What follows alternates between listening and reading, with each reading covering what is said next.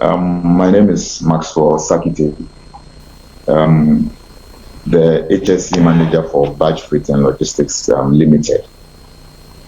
I want to take this opportunity to say a very big thank you to the CEO and the entire team of Sekendita Credit Chamber of Commerce and Industry.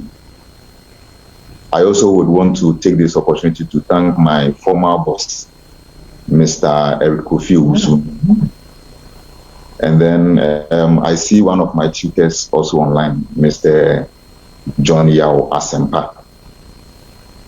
And then I also would also want to thank the management of Batch Freight and Logistics Limited.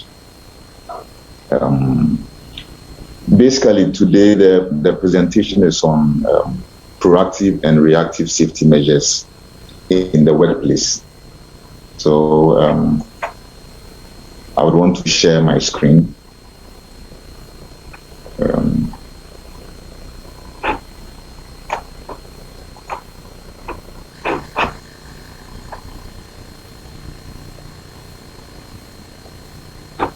Okay. So basically, I would want to start with an introduction, something like a preamble to the topic. First, I want us to look at these two situations: an organization with safety systems and another without. And then the second one is the fate of an employee who takes orders and the one who seeks to improve the organization's system. Basically, for the first one, we have, let's take for instance, we have two organizations. They all tender for the same job, the same contract to work in either the mining or the oil and gas industry. They all tender in their documents, and then they win. Okay, one for a different scope, and then the other also for a different thing. Now, in the course of the project, one of the organization is seen as ensuring that day in, day out, their systems are perfect. Okay, they have procedures, they have they do a whole lot of things just to ensure that they avoid incidents. Then the other company, for them it is as and when we have this problem, we solve it. When another one comes, we solve it. That is their style of work. Now, 6 months into the contract, the one who reacts to problems as and when they come is the contract is terminated. The contract is terminated because the contractor does not want any legal issues with regulators. Okay. Now the second scenario is the fate of an employee. A company employs two people to perform the same task. Now one of them is the type who takes orders. So he will take the order today, do as has been instructed. And then the other person also decides that, okay, well, I have been given the opportunity to do this work. What can I do to improve upon the system or the safety measures in the organization? 2 months down the line, they all finish what they are supposed to do, and then there's a vacancy for just one of them.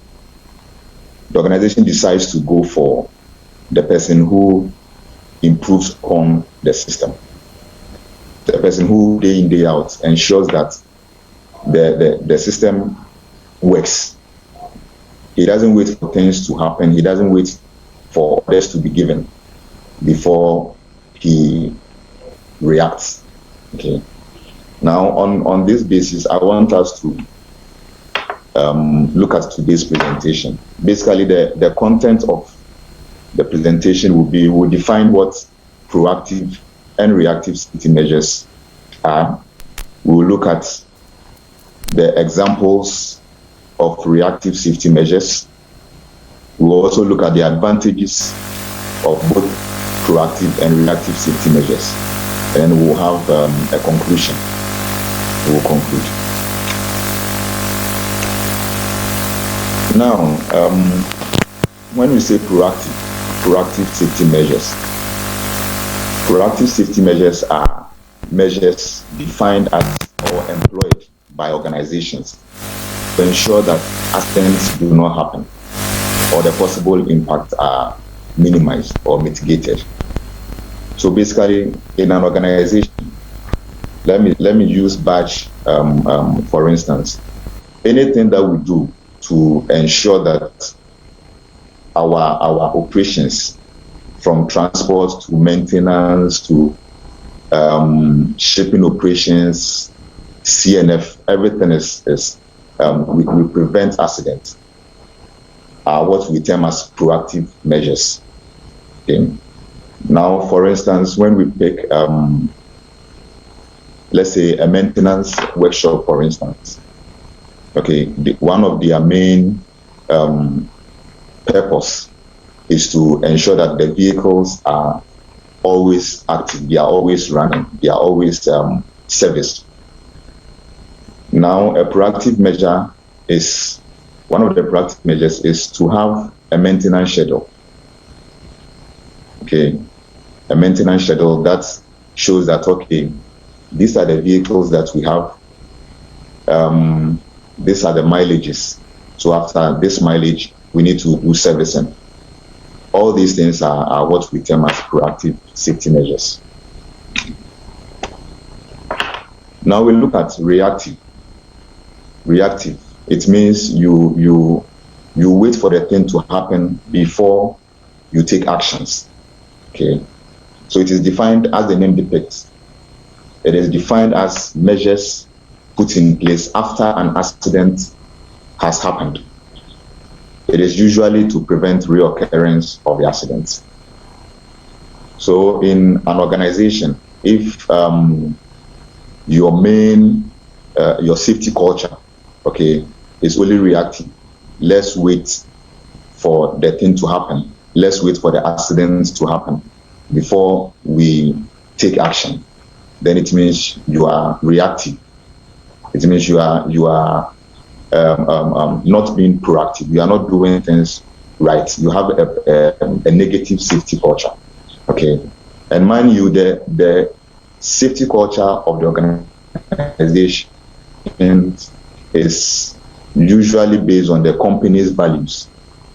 It's usually based on the company values. So if you have a company that is always reactive, then it means they don't have any strong value when it comes to protection of the environment and then the workforce. Okay. Now, I want us to look at a few examples of proactive safety measures in our workplace. I will use badge again as an example. One of the things that we do as a company is to ensure that for every activity that we are about to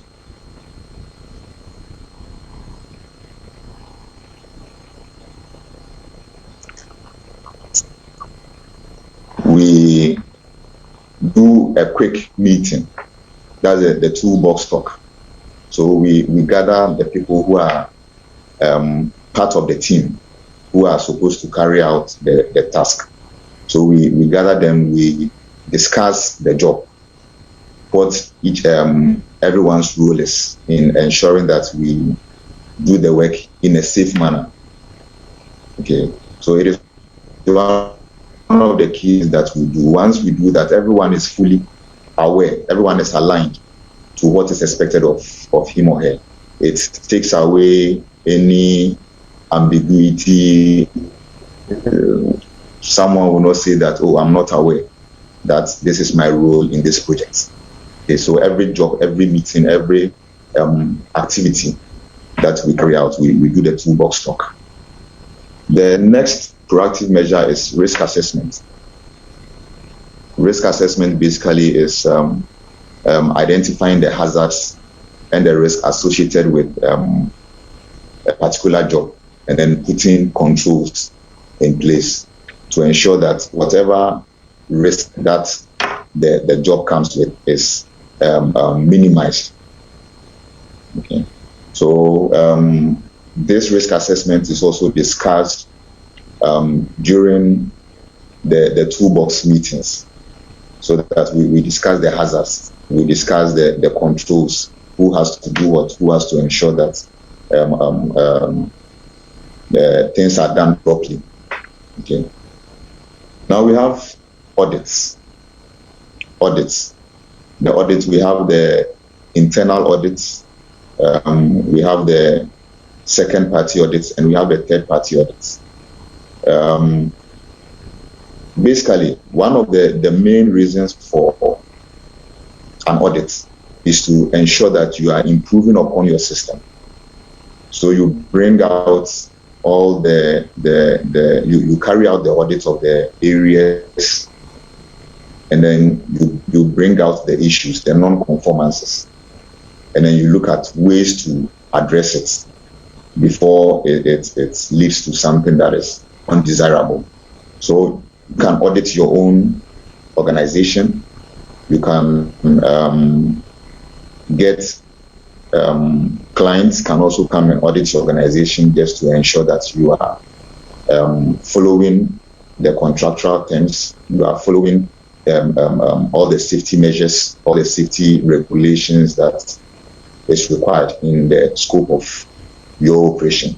Okay, so audits are key in mitigating or preventing a lot of accidents, okay, or unwanted situations. Now we come to inspections.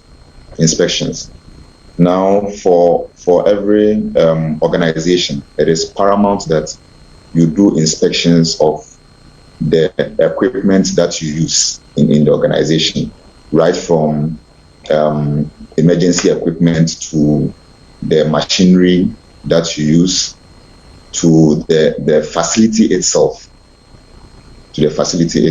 So, for instance, for inspections, we have checklists, okay, for machinery. For instance, before you use an angle grinder, okay, you need to do what we call the checklist to ensure that everything, okay, with respect to the machine is right.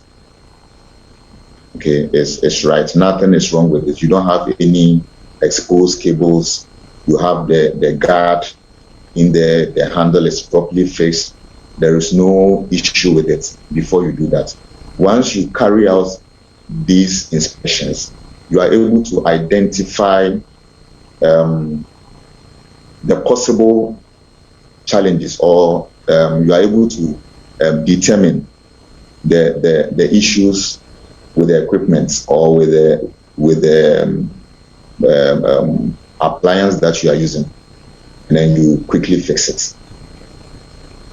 Now, another proactive safety measure is training and its effectiveness. Basically, day in, day out, we grow, we learn.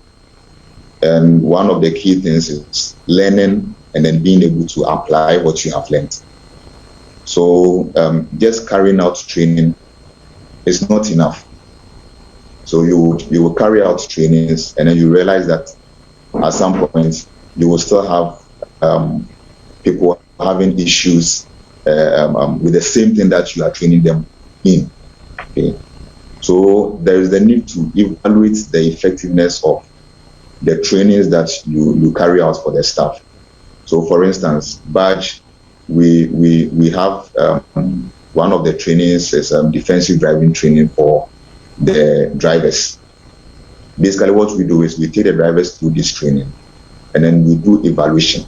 Okay, one of the ways we evaluate this training is looking at the number of accidents that have happened before the training and after the training. So we do that comparison. Okay. And then another way to also ensure effectiveness is also to discuss some of these road regulations, signages, and all that with the drivers during our weekly safety meetings. So whatever trainings that you carry out, you need to evaluate the effectiveness to ensure that they are meeting the intended purpose. Okay. Now, one of the proactive safety measures is also near-miss reporting. Now, near-miss reporting is one of the ways you can prevent accidents. Now, looking at bird triangle theory, when you look at the triangle, you can have about out of every 600, out of, if you have a, let's say, accident that can result in serious injury, it means you have like 600 near misses. Okay, if you don't tackle it, you're likely to have 30 property damages. If so, you don't do anything about it, then it goes ahead to you have 10 serious injury. Then you are likely to have one fatality out of, if you don't take any action. So near-miss reporting is very key in being proactive in terms of ensuring that your entire workforce, your entire workplace is safe. Okay. Now we look at evaluation of compliance to legal, statutory, and compliance obligations. A lot of organizations, when we pick the ISO standards, 45,001, 9,001, 14,001, and a host of others, one of the things that we need to do is to identify the legal requirements and then comply with them. Okay, so for the different organizations that we work with, okay, or looking at our scope of work, you need to identify all the legal requirements in relation to your operation. Okay, now that is not enough. You need to also evaluate how you are complying with these legal requirements. Okay, once you are able to do that, then you know that you are covered.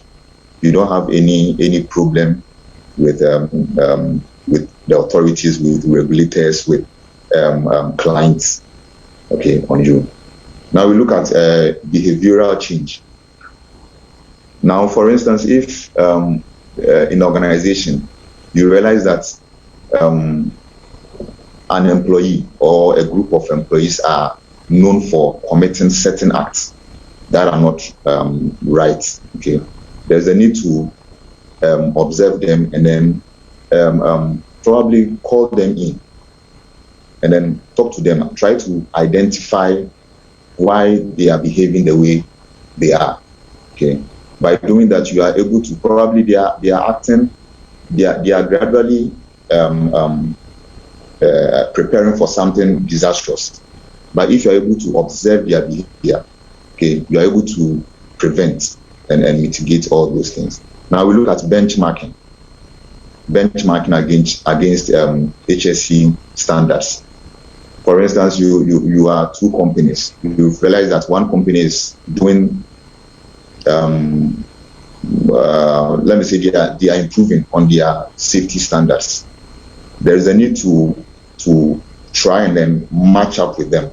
Okay, try to understand how it is done. Okay, like badge, for instance, we work with Talo, ENI, and a host of other clients. So basically what we do is they are, let me say, when it comes to health and safety, they are advanced. So we try and then set our targets so that it will be in line with their standards or whatever HSE processes or procedures that they have. Another important thing we can look at is medical screening. Now, medical screening is important, one of the most important things that we need to look at when it comes to proactive safety measures. So in an organization, let's say, for instance, someone is not fit for purpose. Okay, someone is not fit to carry out a particular job. Okay, let's say the person, you're a driver, and then you have an eye problem.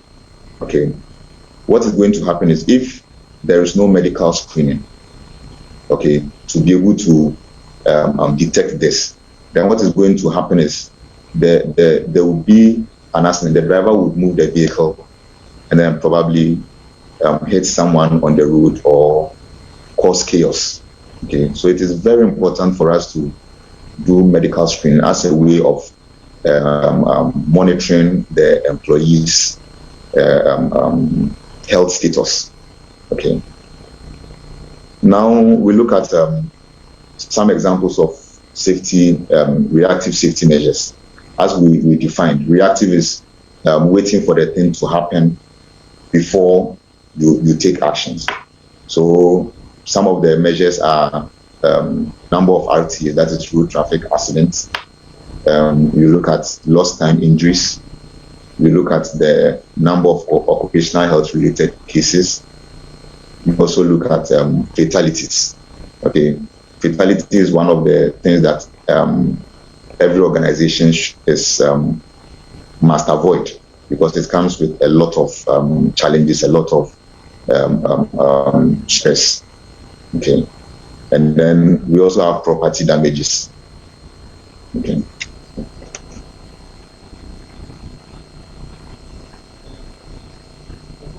Now, proactive safety measures. Now, when you are proactive, as I rightly said, when you are proactive, you are able to reduce operational costs, in the sense that there are a lot of costs associated with the operations. Okay, once you are able to put in measures in place, then there will be no need for you to constantly be doing the same thing over and over again. Okay, incurring extra cost for the project.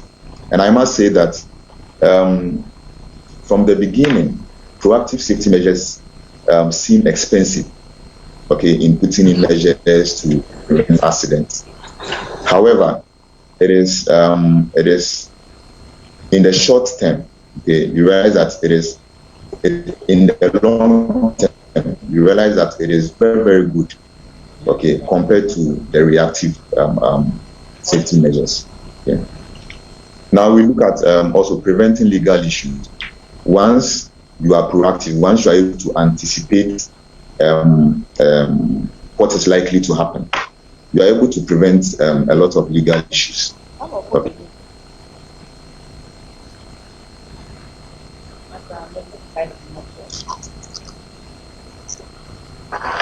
Now we also look at it eliminates workers' compensation. So when you are proactive, when you are able to anticipate the happenings, you are able to reduce or eliminate workers' compensation.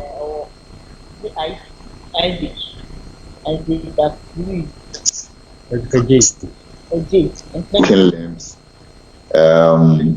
pulling for on labor issues and all that. So that bit is eliminated. Okay.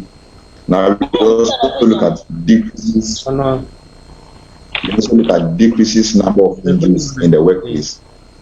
So putting in proactive safety measures. Okay. Hello, can everyone hear me, please? Hello. Yeah, hello. Yes, can I continue, please? Yes, continue. You can hear you, Max. Okay, all right. So I was on the decreases number of injuries in the workplace. Proactive measures tends to, it means you do things before they happen. Once you are able to anticipate the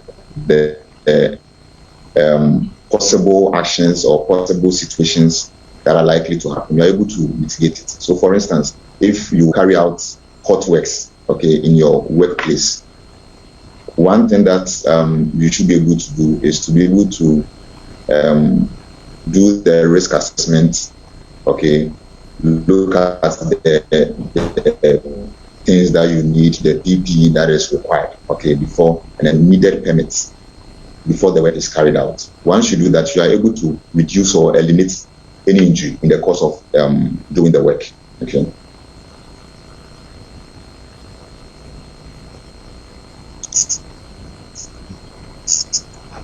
Okay.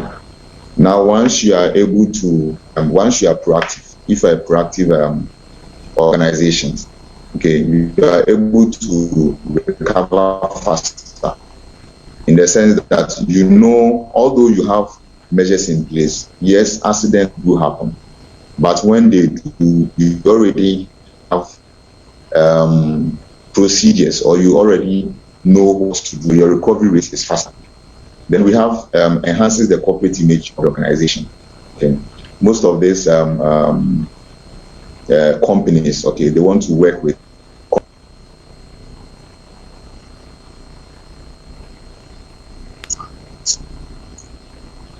a lot of accidents. They don't do things anyhow. So basically, it enhances the image of the organization. Now we look at the disadvantage of reactive safety measures. Okay. Now, as we all know, the thing has already happened. The accident, it has already happened. There is nothing you can do about it now. What is going to happen is we are going to spend priceless time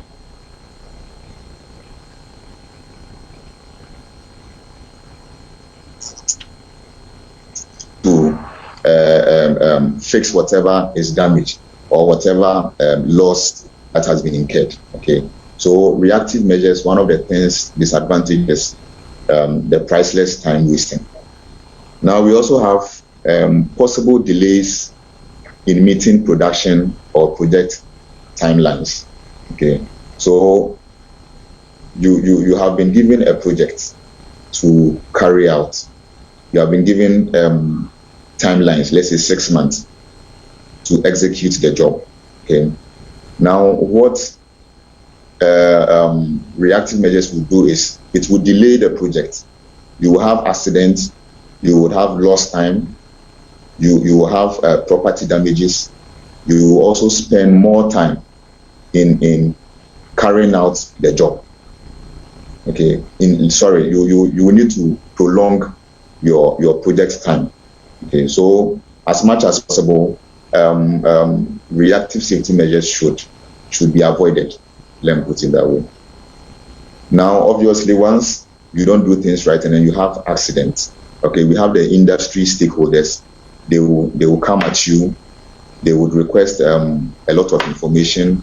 There will be legal action against the organization and the individuals who, some way, somehow, did not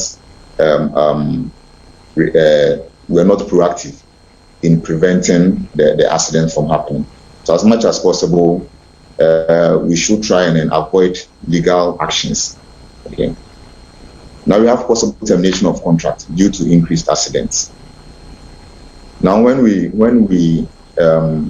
there are accidents, okay, when you have a number of accidents on a project, I mean the funding agency might decide that no, we don't want this. It is not good for our corporate image. So what they would do is they will terminate the contract with you and then give it to someone else. So by doing that, your company will lose the credibility. Okay, it will lose the credibility of getting any other job, because they will be known for accidents. They will be known for not doing anything to prevent accidents. Okay. Now we have increased operational costs of the company. So what is going to happen is, when the accident happens, you have property damage, you have people who are hurt. What you do is you need to spend more time, you need to spend money to fix whatever damage that has been caused. You need to pay compensation to the affected or the injured person. So all these things are additional costs. Okay, that will come onto the organization. Now we also have possible stress due to tight timelines for corrective action. So whenever an incident happens, you are given a target date to complete. What is going to happen is what happens when you don't have the needed resources to be able to complete that corrective action. Okay, you will be under a lot of stress. Okay, because you need to go up and down, doing whatever it takes to close the timeline. So in order not to be under that stress, okay, there's a need to be proactive. There's a need to ensure that you do things right. Okay. Then we have absence due to low staff morale. Now, if your organization is known for accidents, is known for a lot of workers' injury, no one would want to work with such an organization. It means the organization does not value the workforce. It does not value the safety of its employees. So you realize that those who are already in will leave, and those who are out might not want to come in because it is like, well, when I go and then I get hurt, or the possibility of